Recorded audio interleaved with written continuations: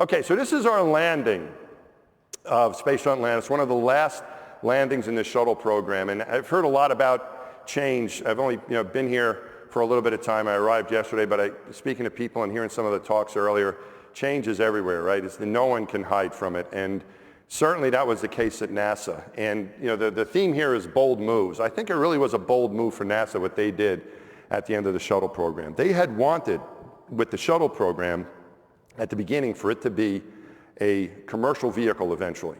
They were actually rewriting some of the manuals so that airline pilots could one day fly this thing. But what happened was they had that first accident, Challenger, back in 1986, and NASA realized they're not ready for that yet.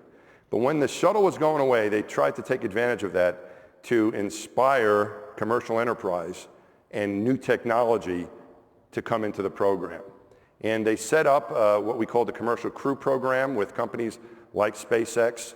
SpaceX was in charge of a lot. I mean, NASA was helping, but they were in charge of a lot. They were going to build a vehicle, they were going to test it, and they were going to operate it as well. So this was like, are you kidding me? Why are we doing this? This is all new to us.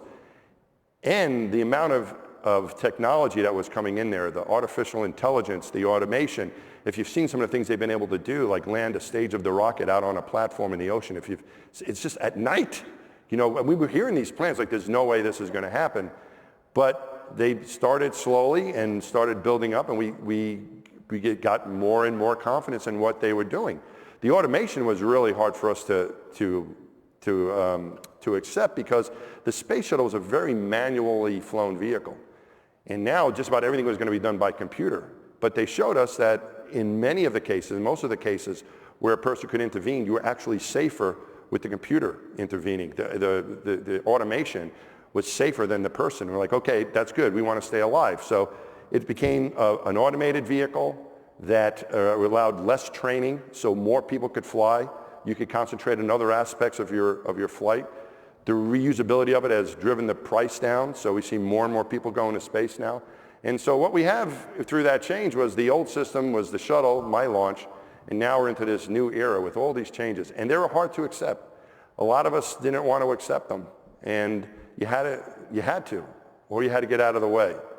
And those who have accepted that, the automation, the changes, the way the program is now as compared to the way it was 20 years ago when I had my first flight is much different. And we're starting to see some of the benefits, even to think of all the people that have gotten a chance to go into space and the success that NASA's had with its missions as well.